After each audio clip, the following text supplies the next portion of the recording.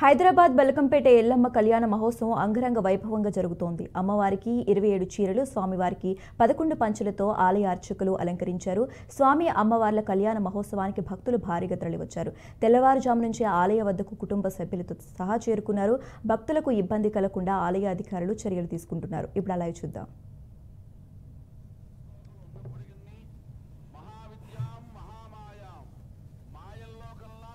గొప్పదైనటువంటి మాయాస్వరూపిణి, విద్యల్లోకెల్లా గొప్పదైనటువంటి విద్యాస్వరూపిణి, మహావిద్యాం మహామాయాం సర్వశక్తి స్వరూపిణి.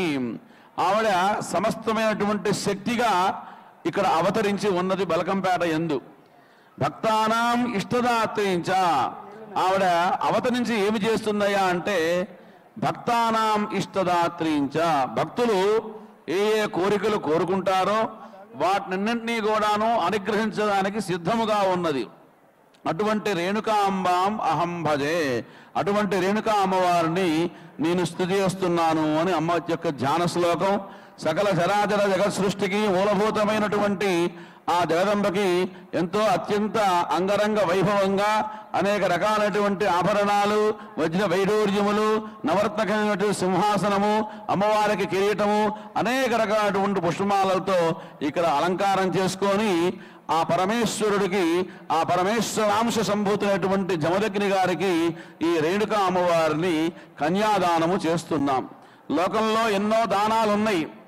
ఏదన్నా మనం ఒక బంగారమో లేదా ఒక ఇత్తడో ఒక ధాన్యమో దానం చేస్తే ధాన్యం తుభ్యమహం సంప్రదదే నామామ అంటే దీని యందు నాకు ఎటువంటి అధికారము లేదు, నీకు ఇస్తున్నాను, నువ్వు ఏమన్నా చేసుకో అని చెప్పడం.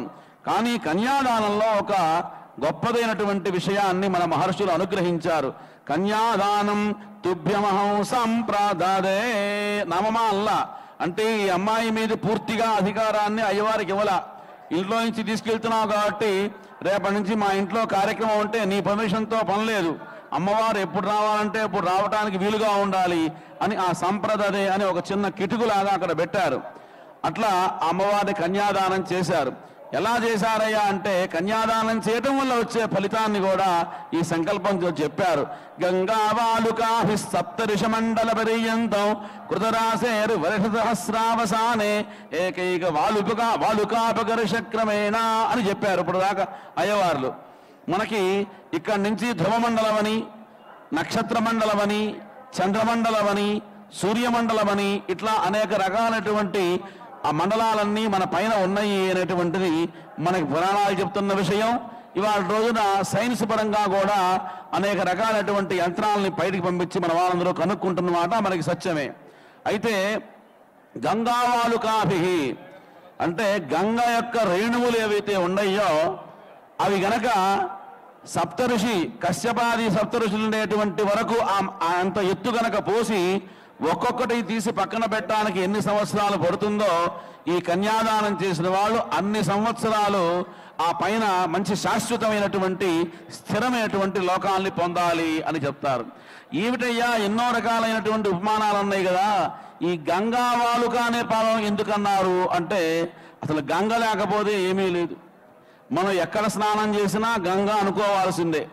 ఆ గంగా అమ్మవారు లేకపోతే ఆ శివుని యొక్క జటాజూటం మీద ఆవిడ ఉన్నది. ఎట్లా ఉందంటే మనందరినీ కూడాను పురీదం చేయటానికి ఉన్నది. భాస్కర రాయలు అని ఒక మహానుభావుడు మన హైదరాబాద్